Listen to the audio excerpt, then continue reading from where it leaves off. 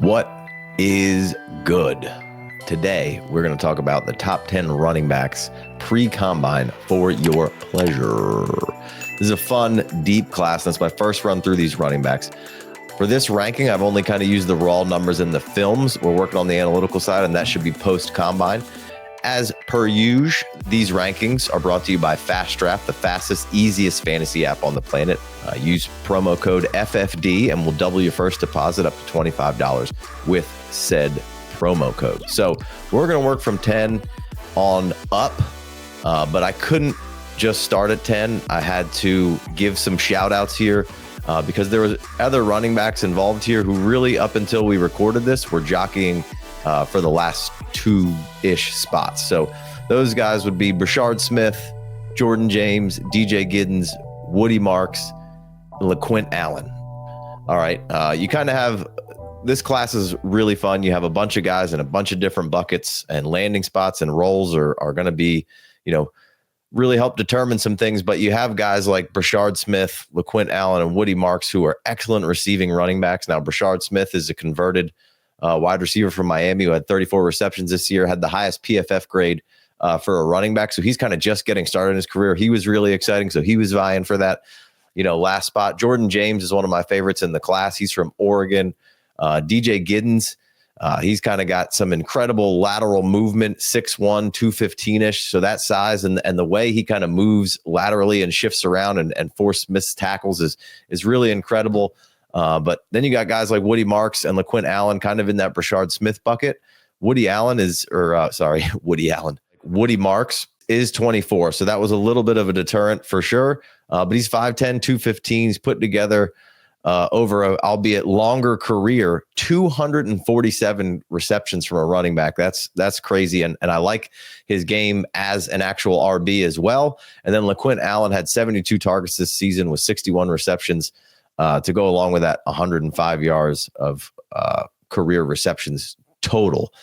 So a really good receiver there, and he's a bigger player. So guys like Marks, Allen, and Brashard Smith, I think, can come right in and have a role as a third down. You can split them out and do different things from them. But I also think all those guys could also compete for a starting running back role at some point. They all have really good parts and pieces to their game. So I had to give some shout outs before we get going. So let's jump to it. Let's go number 10. I got my guy, RJ Harvey out of UCF. He's a tight, compact build at 5'7", 207. He rushed for 1,578 yards in 24. That was third most. Averaged 6.8 a carry. That's good for 11th most. And cashed in 22 loads of pay dirt into the end zone. Good for second. So 22 touchdowns for Harvey. Had over 1,300 yards in 23 and 16 additional touchdowns, and throughout his career maintained a 6.6 yard per carry average. So really solid in that regard. Harvey's really got a nice, he's got good patience, uses various play speeds to manipulate defenders behind the line of scrimmage, does a nice job of pressing the line at sort of a melodic pace and then just jump cut explosion through the line. Doesn't need much of a crease. And that's kind of where Harvey really showcases that burst and agility and able to rip off these big chunk gains. Second in runs of 10 yards or more, with 54 of those, only behind Ashton Genty. Second in runs of 15 yards or more with 32, only behind, you guessed it, Genty. So, really good company there in those kind of explosive plays. Doesn't really have the long speed, but as you can see with those numbers, plenty of quickness to get those crucial chunk gains. Harvey's also put together a nice breakaway percentage, 52.4% of the time. That was 23rd overall. And then he amassed 69 missed tackles forced, which is good as 7th overall. I also really like Harvey's contact balance, which helped him keep plays alive with 897 of his yards coming after contact, which puts him at 9th overall.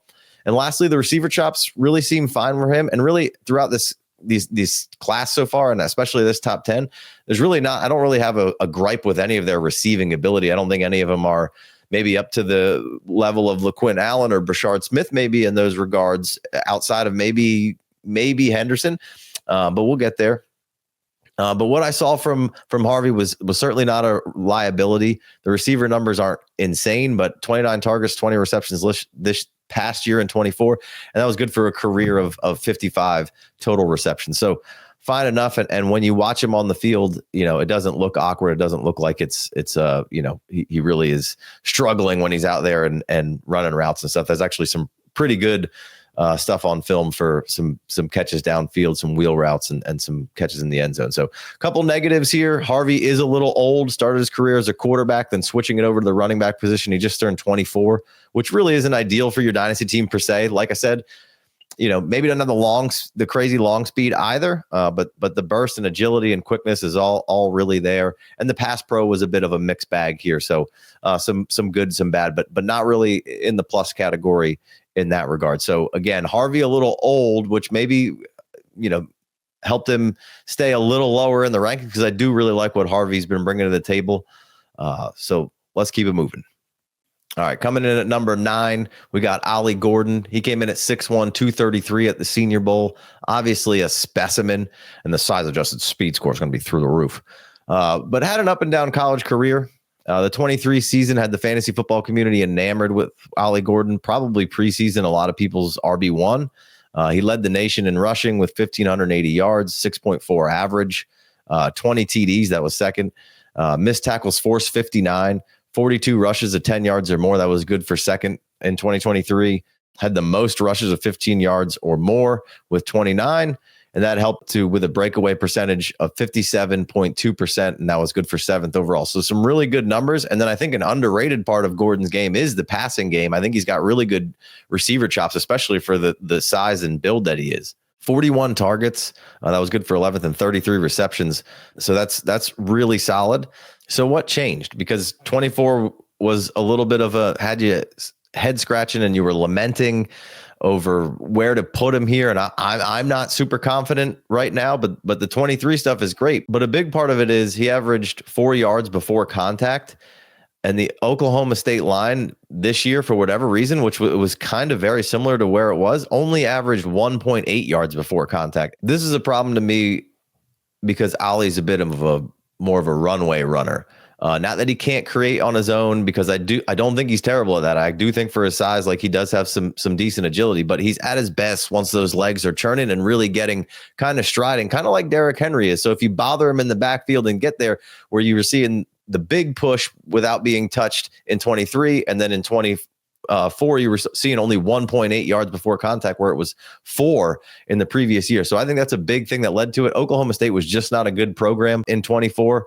A lot of issues there. So really up and down, but Ollie Gordon lands in the right spot, just like a lot of these guys. And he could really be off to the races and be one of the best backs in this class. Coming in at number 8, we have Cam Scatabo, 5'11", 215 yards, 23 years old. So a little on the older side. Came in from Sacramento State as a transfer and comes over to Arizona State. Now, I will say, I think the Arizona State offensive line was very solid and deserves a little bit of credit here. But man, Scatabo was awesome. And then I think it really got put on steroids when the college football playoffs against Texas. He was really, really good in that second half. So he had 248 attempts. That was good for 7th. He had 1,399 yards. That was good for 8th. And then 17 touchdowns, tied for 6th. This man is a Goonie, and Goonies never say die. And if you're too young, look that up. Solid flick there. But really, he's kind of a guy, you got to cut his head off to stop him. Physicality is his calling card. 969 yards after contact. That was 5th. I mean, he's just like a bunch of body blows. It's just body blow, body blow, body blow. He looks like he has shorter legs. I don't know if he actually does or not. I don't know what the measurement's at, but he just kind of looks like a pit bull out there, just wide, really hard to bring down. The contact balance, the stiff arm, all great. Missed tackles forced, 81. That was tied for 3rd. The elusive rating, 128.4. That was 22nd. And just really had a knack for finding chunk gains. 38 runs of 10 yards or more. That was tied for 10th. And 16 runs of 15 yards or more, which was good for 22nd in the country. Also resulting in 86 first downs, which was 3rd in the nation. Just a really solid assortment of tools. I think really athletic guy, really sudden, good burst, jump cut. And I think he's a plus receiver. 40 targets. That was good for 18th. 35 receptions, tied for 14th there. And yards per route run, 6th with 2.06 and only 1 drop. So what you're getting with Scatabo, I think, is a lot of what you saw in that Arizona State game versus Texas. that was kind of apparent all year round, but I don't think it got brought to people's attention until they saw it. That was the only game on and the only game you could watch. But he's an exciting white man, and the only concern you really have is some speed, and long term is kind of like the shelf life of the play style. That's not going to stop me from taking him, but it might not be the longest career ever because of how he does go about his business. And now, he's somebody at the combine who could, get, put in a box a little bit and said, we need to move him down. And that's fine. If that happens, that is what it is. But I think the burst stuff's going to be good. I think maybe the 40 time won't be great, but I think all the splits will be good, and all the testing that shows how athletic and bursty this guy is will kind of show through and help him stay kind of where he needs to be. But, maybe the draft capital isn't going to be awesome on Scadaboo or as good as some of these other guys, but there's also a lot of running backs in this draft. So I think you're going to see some irregular draft capital on these guys and have to adjust that number a little bit because there are so many, and maybe people will wait and backs will come off in chunks. But really like Cam Scadaboo's game. Like I said, Goonies never say die, and that's Cam Scadaboo all day long. Number 7, Dylan Sampson out of Tennessee, 5'11", 201, 20 years old. So one of the youngest in the group here. Sat behind Jalen Wright in 24, but when he got a shot, he surely did not disappoint. Dominated with 258 attempts. That was good for 5th overall. Paired that up with 1,488 rushing yards. That was good for 6th overall. That math works out to 5.8 an attempt. Decent. I think we're getting to the point where we aren't terribly concerned with running backs that aren't this 220 behemoth, made of this old school narrative and vision of what running backs have to be. I'm not asking you to be in on every running back that's floating around 200 pounds. But that's why we do the work, to try to figure out if these guys can play and if the lighter weight is a concern. But Sampson is one of those players that passes the test and operates at a really effective level, being the lighter weight at 201. He's really effective in the short yardage. Finding the end zone 22 times. He's tied. That was tied for second and throughout all the running backs in the nation in the regular season. I thought Sampson was really good playing in the structure of plays, kind of letting the lanes develop. Now, Tennessee kind of runs a little bit of a weird system where they have the wide receivers pushed all the way out there. But I don't think Sampson was a product of a system. But like I said, I like the way he lets kind of things develop and then manipulating the defense by kind of sucking up into that line, pressing the gas and hitting the hole. Sampson ground his way to 78 first downs for Tennessee. As well as putting together 38 runs of 10 yards or more. That was good for 10th. An additional 17 rushes for 15 yards or more. He's not only explosive, but elusive, while adding another 70 missed tackles forced. That was good for 6th overall.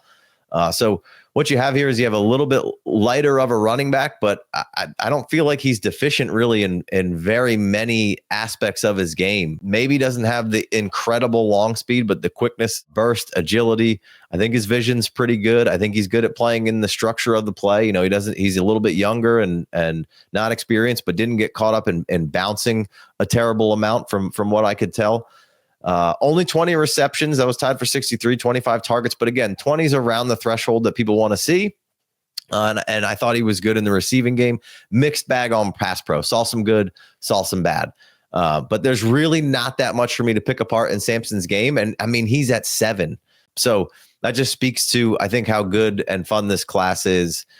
So I'll be excited to take Dylan Sampson kind of wherever he falls. And he could be a guy who really even vaults up even higher and gets more in people's mouths from the combine, because I think he's going to test pretty well there. All right, number 6, Devin Neal, a personal favorite. So I have Neal just ahead of Sampson. He's been a personal favorite of mine since last year. 5'10", 220 measurement at the Senior Bowl. 21 years old. He'll be 22 around draft time. But really the main thing for him is just production in big, bold letters with an exclamation point, right? In 22, Neal rushed for 1,000 yards, averaging 6.3 yards per attempt and 9 touchdowns, 25 targets, 19 receptions. You like that. And then he put together an even better 23, 1,209 yards, 15 TDs, 6.6 yards an attempt, 1 fumble, and a strong PFF grade of 88, which is very good. And then comes in this year, 16th in attempts, 15th in yards with 1,262, 5.8 a carry, 16 TDs. That was good for 9th. Only 1 fumble. Yards after contact, 814. That was 16th. Yards after contact per attempt, 3.72. Missed tackles forced, 46. Runs of 10 yards or more, 35. That was 17th. Runs of 15 yards or more, 17. That was good for 20th. 73 first downs. 31 targets, 26 receptions. So, around the same catching threshold every year, but I think he's good in the pass game. But really, to me, this guy is cold-blooded. He's like a snake, man. He just slithers around the field, picking and poking his way through traffic. The first man almost never tackles this guy. He's got a quick lateral game that he uses east and west, but it's not like, this crazy out of control east-west. It's one step either way and then upfield, very quick feet. Patience and visions are key components to Neal's game. I think he sets things up really well. Very mature style of running, if you will. I could see the combine maybe being a thorn in the side of Neal, possibly. But don't let that deter you from Neal at all. Think Bucky or Kyron, but even bigger. I'm not sure that the long speed will be outstanding. Although there were a few times where he did seem like he really flew, but the burst and quickness in the feet is what is all the good parts of Devin Neal. He attacks the perimeter really well. And again, I think he's a really solid receiver with really natural hands and one of my favorites in this class. And there really isn't going to be too much to knock me off the Neal pedestal. So hopefully the combine does stink from him because it'll just be more Neal for me. Coming in at number 5, Quinshon Judkins, 6 foot, 219, by way of Ole Miss to Ohio State, winning the national championship this year, being a big factor in the championship game there. He's 21. His birthday is in October. So, right in a good age range. But this man is a hammer. And like Dr. Phil says, when you're a hammer, everything looks like a nail. He's been both the guy and in a committee and thrived in both. He burst onto the scene as a freshman at Ole Miss with 1,476 yards, 5.9 an attempt, and 16 TDs, 872 yards after contact, 3.4 6 yards after contact per attempt, 74 missed tackles forced, 39 runs of 10 yards or more, 24 runs of 15 yards or more, and 86 first downs as a freshman. Throughout his career, Judkins had 13, 21, and 17 catches year over year for a total of 51 career receptions.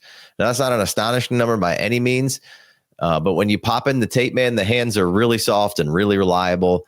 Not a concern at all. I like where Quinshon is in the passing game. He transferred to OSU after the 23 season, joining Travion Henderson to form one of the best backfield duos in the nation. While he doesn't have the crazy upper echelon breakaway speed, he's not a stranger to chunk plays at all. 35 runs over 10 yards or more on just 156 carries this season, and 14 rushes over 15 yards. So, we're seeing nice chunk plays. And again, they were splitting carries. So those are really strong numbers through a backfield split with another killer. The burst and foot speed is certainly there. 178 career missed tackles forced in just 3 years is again, a really great number. Has a really tight, compact running style. Never gets real wild with his movement. Very deliberate with his cuts. Doesn't waste a lot of movement. Does a good job of finding any sliver of green in front of him and putting a foot in the ground. And getting upfield. He runs with such an attitude and shoots the gap. So you better have that chin strap buckled up because he's going to hammer you. Like I said, this guy, I think, did a really good job of being a 1-2 punch with Travion. It was really the perfect build of a backfield because this guy was kind of your hammer. He's your tone setter, or as the youths would say, he's a vibe. I touched on the hands already, and I think they're good. But what I like is his vision and awareness when he turns into a wide receiver. Knows where to be, knows how to make himself available to his quarterback, gets his head around. I've seen him flip his hips with a lot of fluidity. So again, I think a really, really good receiver. Doesn't have a lot of holes in his game outside of maybe, again, not being the fastest guy out there, but the foot speed and the quickness and the burst and is all kind of there. And I think he's going to be an even more productive and better NFL back. He fits in kind of, there's a few buckets here at the top of guys, and I think Quinshon and the next guy on the list, which spoiler alerts, Omarion Hampton, kind of have, a similar style where they're more of the hammers of an offense, and they can be the guy, but they could also operate really well in a committee, especially Judkins. I think Hampton's got a lot more juice than Judkins for me personally. All right, number 4, we're coming in with Omarion Hampton. He's 21 years old out of UNC, 6'1", 220.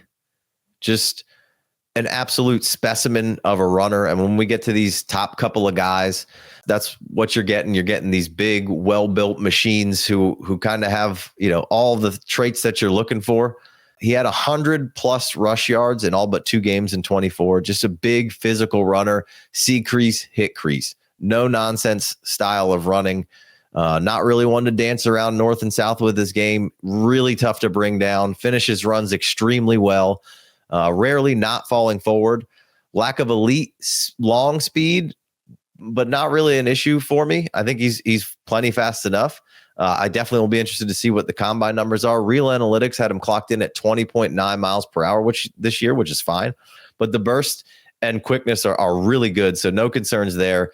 Lateral agility, it isn't really part of his game, and maybe lacking creativity, question mark. I'm not upset about it. Like, that's not really his game. That's not what you want to do. And I don't know that he lacks creativity, but he's found what works for his game. And you don't want to move him moving east and west. It's probably your best chance of kind of bottling him up. It's going to kind of be on you if you draft him and you put him in the wrong scheme. That'd be silly. The scheme matches of him being this downhill, no nonsense sort of runner, and kind of like I was alluding with Judkins there, he can be your hammer. I think he's even more set up to be a killer and his own product of owning a backfield, even though that's not that common these days in the NFL. But I think, between Hampton and Caleb and Genty, you got 3 guys that seem like they're very capable of holding down a backfield at a pretty high level here. So great prospect in Hampton. I'm sure some people might think he's a little too low. This just comes down to, again, play style for me. I like the guys that are obviously above him a little bit more because I like the way they play a little bit more. At number 3, we have Travion Henderson, 5'10", 208, Ohio State, 22 years old. Like I said, we've seen this guy own a backfield and kind of split it up with Judkins, be productive both ways. I have him above Omarion Hampton again because I like the running style a little bit more. I like the home run hitting ability. But to me, this is really going to come down to where does he go, who selects him, and how does he fit? I see him as kind of being in a Gibbs sort of role. He's so explosive. He's so fast. People saw that in the college football playoffs there at the end of the half versus Texas. Just crazy speed when he gets out there. He was super productive as a freshman, broke a bunch of records for Ohio State, and then had a little bit of injuries throughout his career at Ohio State, but then got alongside of Judkins and was, again, really, really productive. Is he best in a committee? Perhaps. But again, we saw him take over as a freshman, 166 attempts, 1,100 yards, 7.0 yards per carry, 15 TDs, only 1 fumble. And that's really his only fumble loss in his career. 45 missed tackles, 31 rushes of 10 yards or more, 18 rushes of 15 yards or more as a freshman bursting onto the scene. So I'm okay with him being in a committee at the next level. I think that could be really a strong role for him. And again, I like him kind of in a Gibbs style of a role. So would be awesome if the Bears got a hold of him. I know they have Swift, but Ben Johnson's already run Swift out of town a little bit and said, hey, I'm good with this guy. I think this fits better to what Ben Johnson would want to do with that style of running back. But really, when you get down to the ins and outs of Travion Henderson, I like him a little more because, a little bit more creative and a little bit more of explosive. Outside of Genty, I think he's probably the best combo of quickness and long speed, kind of like a cat, right? Short area explosion is through the roof. Never really slows down on a cut. He's so smooth. I think he sees the field really well and is always in control. He's got the home run hitting ability, which we have said, a lot of these guys maybe don't quite have that. Henderson has it in spades. Seems to have the most success on the perimeter, seems to easily get the edge. He has so many examples of defenders being semi-even with him, and he almost always gets away from him. So again, just showcasing that kind of long speed. Think he's a good pass catcher. Had 23 targets, 22 receptions this past year, another 825 yards on the ground, 6.9 a carry. So effective when he's touching the ball. Yards after contact per attempt, 4.17. That was 24th on the year. Breakaway percentage, 53.0. That was good for 20th overall. So again, it just comes down to stylistic play for me, and I like Travion a little bit more than the stylistic plays of Quinshon and Omarion Hampton. Doesn't mean they're not both awesome backs. I want them all. And look, we're kind of in a big tier right here for me through 1 through 5, and then there's probably a tier break over to the kind of Neils and the Samsons of the world. But all these guys at the top here are really really impressive. So number 3, Travion Henderson. So at this point, you can pretty much tell that number 2 has got to be Caleb Johnson from Iowa. Again, stylistically, I've said this before, but I like the way Caleb Johnson plays in comparison to Omarion Hampton. And I think he can be a little bit more of the guy than Travion. He's just built a little different, 6 foot, 225. Was absolutely excellent in his first year of being really the big featured guy. And like I said, I've said this before, but when you watch Omarion Hampton, it's kind of all in straight semi-angular lines moving around. Whereas when you watch guys like Travion and Caleb, there's a lot more curvature kind of to their game. It's smooth. It feels a little bit more creative. Doesn't mean it's right or wrong. I think it's going to come down to scheme fits for all these top guys of exactly how good they are. But I'm fairly confident in all 4 or 5 of them that these are going to be very solid players. And we're in good hands with this draft, at least from the running back perspective for fantasy. So, Caleb Johnson coming in here had 1,500 yards. That was good for 4th overall. 6.4 a carry. That was 24th overall. 21 touchdowns, 4th overall. 0 fumbles. Missed tackles forced, 68. Runs of 10 yards or more, 43. That was good for 4th. 15-yard runs or more. So these are kind of your explosive chunk plays. 28 of those. That was good for 3rd overall. Breakaway percentage, 8th, 56.1. 71 first downs. The elusive rating was 134.9. That's a PFF set that they put together. 25 receptions or 22 receptions on 25 targets, right? So we know this Iowa offensive line is good, but Johnson took full advantage of that while also creating on his own and maximizing a lot of his opportunities. When you're watching him on film, I kind of feel like he just sort of glides and floats around the field. The contact balance is really strong. Excellent tackle breaker. Throughout the processing and the decision making and the vision, I thought all that was there. That's not really too much of a concern for me. Doesn't really have a problem getting to the outside or turning the corner. The quickness and burst for the size are all really strong. And so like he just has the components of, hey, I can put my foot in the ground and get up in here and get in this crease and attack it. Or if I need to attack the perimeter, I can. And in both cases, he can typically win those matchups. So that's, a huge bonus for a guy of his size, right? It's not a huge combination that you see too much anymore these days. While long speed isn't maybe, oh my God, fast, is still really good. Pass pro seem really good to me. The hands are good. So just again, checking all the boxes. He wasn't out there. A lot of these guys outside of maybe Travion, you're not really going to line up in the slot and do anything crazy, but none of them are bad receivers. They're all really solid receivers, and none of them are a liability in that regard. So number 2, I have Caleb Johnson, and I'm smitten with Johnson. So sorry about it. If you're a Hampton or a Henderson guy, I'm going Caleb at 2. And of course, number 1, Ashton Jeanty. I mean, we don't need to spend a whole lot of time on this. Probably Jeanty, tier break, Johnson, Henderson, Hampton, Judkins, and then another tier break. But I think all these guys, and I don't think that there's some crazy tier in between Jeanty and some of these other guys. I could easily see any of them closing the gap and being on a level with Jeanty. But, 5'9", 215, he's, B21 at the start of the NFL season. He's just absolutely absurd. 22 miles an hour were recorded speeds this year. So just absolutely just has defenders seem to just kind of slip off of him. He packs a punch. He's not scared to bang. He's got the ability to thwart defenders with a really strong stiff arm. His bag of moves just run extremely deep. He has that curvy linear movement style bend to him, just destroys angles. He's a really just so much fun to watch. And anybody who drafts him, he's your 1-1 for a reason. He's so damn good. So there's your top 10 running backs, but really we kind of name like 16 of them. And that just speaks to how good I think this class is. And there's going to be guys who move up and down from the combine. There's going to be guys who kind of come out of nowhere and do really well. But for now, I feel like we've secured, a top 5 to 7 running backs that we feel pretty confident with, that I don't think that this list is going to change a whole lot throughout there. So if you enjoyed it, give us a like, subscribe, comment below on anything you like, you didn't like. 5-star review if you're listening on the podcast. If you want extra episodes, we have a Patreon. You can go over there, $5 holler or a $10 holler. If you're looking for a roster review and want to contribute a little more, you can also buy an individual roster review. We also have a free Discord that you can join. Lots of stuff going on over there. We got extra episodes. We have ADP.